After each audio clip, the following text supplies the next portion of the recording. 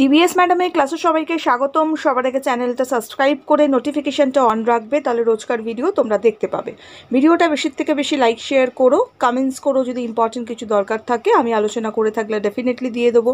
কেমন লাগছে ভিডিও অবশ্যই জানিও। আলোচনার বিষয় দেখো, আমাদের প্রথম পর্বের মূল্যায়নটা চলছে, প্রথম পর্যায়ক্রমিক মূল্যায়ন। তো বিভিন্ন স্কুলের পরীক্ষাগুলো কিন্তু ইতিমধ্যে ধীরে ধীরে কমপ্লিট হচ্ছে, ঠিক আছে। আজকে তোমাদের সামনে আমি একটি বাংলার নমুনা প্রশ্নপত্র তুলে ধরবো। তো কী ধরনের প্রশ্ন আসবে সেটা তোমরা একটু ফলো করো, ঠিক আছে। শুরু করা যাক। ভিডিওটা অবশ্যই লাইক করে দিও। আর এর আগে আমি সমস্ত সাজেশন তোমাদের দিয়ে দিয়েছি, রায়ো মার্টিনের বই তোমাদের করিয়ে দিয়েছি। যারা দেখোনি, ডেসক্রিপশনে প্লেলিস্ট আছে, সেখান থেকে তোমরা দেখতে পারবে, ঠিক আছে। আলোচনার বিষয় হচ্ছে বাংলা তৃতীয় শ্রেণী, ঠিক আছে। আচ্ছা, শুরু করা যাক।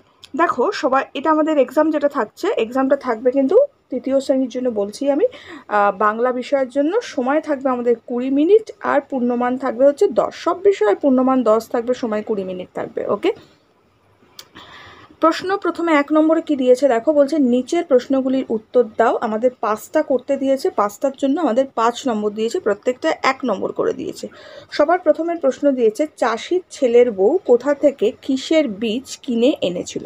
উত্তরটা কোথায় আমরা পেয়েছি দেখো, সত্যি শোনা গল্পটা বার করো, ঠিক আছে।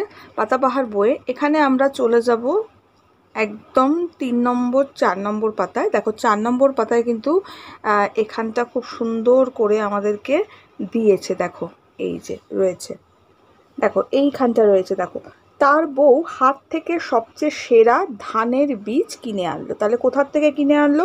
হাট থেকে। কিসের বীজ কিনে এনেছে? ধানের বীজ, ঠিক আছে। তাহলে আমরা কিন্তু আনসারটা কিভাবে লিখবো দেখো, উত্তরটা এইভাবে লিখবো, চাষির ছেলের বউ হাটের থেকে, কোথার থেকে হয়ে গেল হাটের থেকে, কিসের বীজ না ধানের বীজ কিনে এনেছিল, ঠিক আছে। নেক্সট প্রশ্ন বলছে, বাঙালি ডাক্তারবাবু কোন স্টেশনে নামলেন। কোন স্টেশনে নামলেন? দেখো নিজের হাতে নিজের কাজ যেটা গল্পটা আছে আমাদের, সেটাকে ওপেন করো। সেটা ওপেন করলেই দেখতে পাবে এখানে দেওয়া আছে, কারমাটা রেল স্টেশন, একটি ট্রেন এসে দাঁড়ালো, ট্রেন থেকে একজন বাঙালি ডাক্তারবাবু নামলেন। তাহলে কোথায় নামলেন? রেল স্টেশনে। কোন রেল স্টেশনে? না কারমাটা রেল স্টেশনে, ঠিক আছে। এই উত্তরটাই আমরা লিখব। তাহলে উত্তরটা কিভাবে সাজাবো না, বাঙালি ডাক্তারবাবু কারমাটা রেল স্টেশনে বা কারমাটা স্টেশনে নামলেন, ঠিক আছে। নেক্সট প্রশ্নে চলে যাব। নেক্সট প্রশ্ন বলছে, সারাদিন কবিতাটি কার লেখা। দেখো আমরা সারাদিন কবিতাটি দেখতে পাচ্ছি পাতাবাহার বইয়ে, কার লেখা দেখছি? সুনির্মল চক্রবর্তী, ওকে। তাহলে আমরা কি লিখবো না, সারাদিন কবিতাটি সুনির্মল চক্রবর্তীর লেখা। স্পেলিং ভালো করে লিখতে হবে। নেক্সট প্রশ্নে চলে যাব। নেক্সট 4 নম্বরের প্রশ্ন দিয়েছে যে, শিকারী বাঘকে কি খেতে দিয়েছিল। কি খেতে দিয়েছিল শিকারী বাঘকে? দেখো পাতাবাহার বইয়ে দেওয়ালের ছবি যে গল্পটি আছে সেটা ওপেন করো।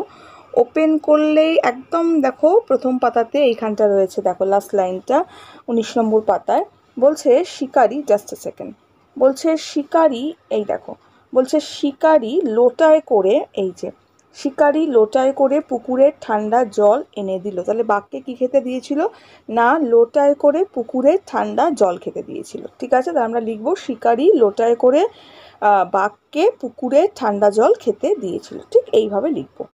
নেক্সট দেখো উমর প্রশ্নটা দিয়েছে, এখন ফুলপরীরা পৃথিবীর কোথায় এসে নামে।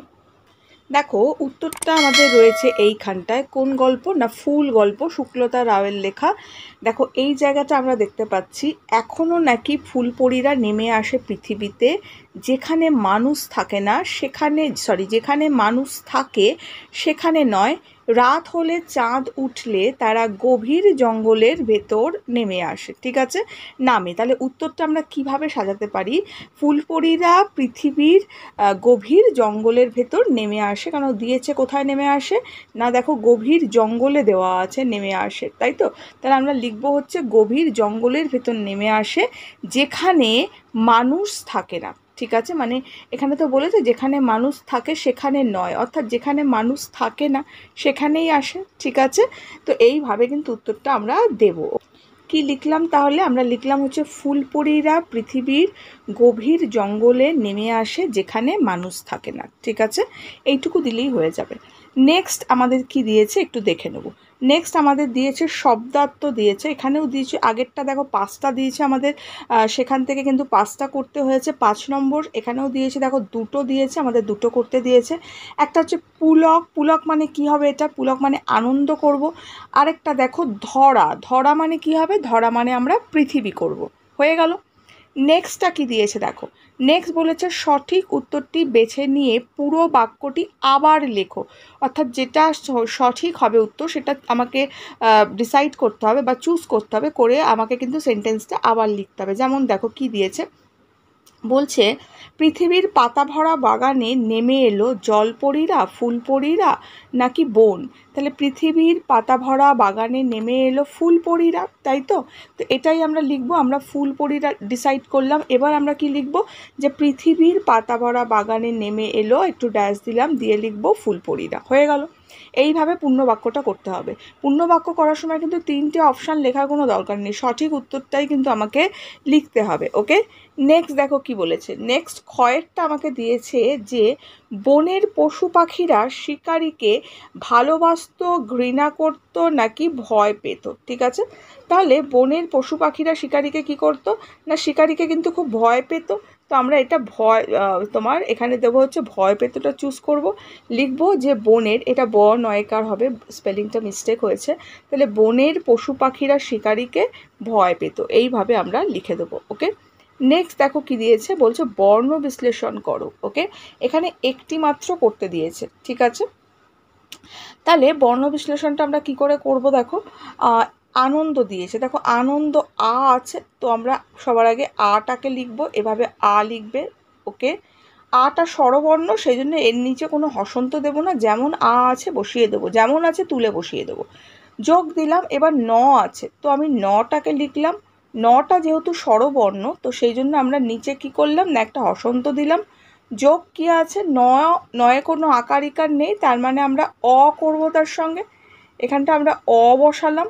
যোগ কি আছে, নয় দয় আছে, তার মানে নয় দয় মানে ন আর দ একসঙ্গে হবে, তাহলে ন যোগ, জাস্ট এ সেকেন্ড, ন যোগ দ। ঠিক আছে, ন যোগ দ করলাম।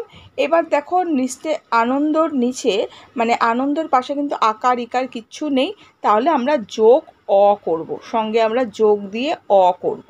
ওকে, একটা অ যোগ করে দেবো। ঠিক আছে, লাস্টে অ বসিয়ে দেবো। এবার দেখো অনেক স্কুলে কিন্তু লাস্টে যেটা আকার ইকার থাকে না, অ বসায় না, আর যে অনেক স্কুলে কিন্তু বসায়। ঠিক আছে, অ্যাকচুয়ালি নিয়ম বসানোর, কিন্তু তোমাদের স্কুলে যেটা শিখিয়েছে সেটাই করবে। যদি বলে যে বসানোটা তোমাদের স্কুলে এর আগে করিয়েছে বর্ণ বিশ্লেষণ, যদি লাস্টে যেটায় আকার ইকার থাকে না সেটা যদি অ শিখিয়ে থাকে তাহলে অ করবে, যদি না শিখিয়ে থাকে শুধু সিম্পলি ন আর দ লিখে ছেড়ে দেবে, অ লেখার দরকার নেই। ঠিক আছে, কিন্তু অ্যাকচুয়ালি যেটা হয়, যেটা নিয়ম, সেটা হচ্ছে লাস্টে যেটা আকার ইকার থাকে না আমরা অ যোগ করে দিই। বোঝা গেল, এইভাবে লিখবো আমরা। ওকে, তাহলে এই ছিল আমাদের পেপার, এগুলো খুব ভালো করে প্র্যাকটিস করো। আর এছাড়াও যা যা সাজেশান আমি দিয়েছি, রায়ো মার্টিনে বইগুলো করিয়েছি, এগুলো ভালো করে দেখো। ঠিক আছে, আজকের জন্য এটুকু। এই তোমাদের ফার্স্ট ইউনিট টেস্টে চলছে, এটা শেষ হলেই কিন্তু সেকেন্ড ইউনিট টেস্টের প্রিপারেশন আমি শুরু করে দেবো। অলরেডি আমি শুরু করে দিয়েছি, নোটিফিকেশান অন রাখো, তাহলে কিন্তু রেগুলার পড়াগুলো পেয়ে যাবে। আজকের জন্য এটুকু। বন্ধুদের সঙ্গে বেশির থেকে বেশি লাইক শেয়ার করো, লাইক শেয়ার যত বেশি করবে, যে ক্লাসের লাইক শেয়ার বেশি হয় সেই ক্লাসের ভিডিও সবচেয়ে বেশি আসে। তো তোমাদের ক্লাসের লাইক শেয়ার বেশি থাকলে তোমাদের ক্লাসের ভিডিও সবচেয়ে বেশি আসবে। খুব ভালো থেকো।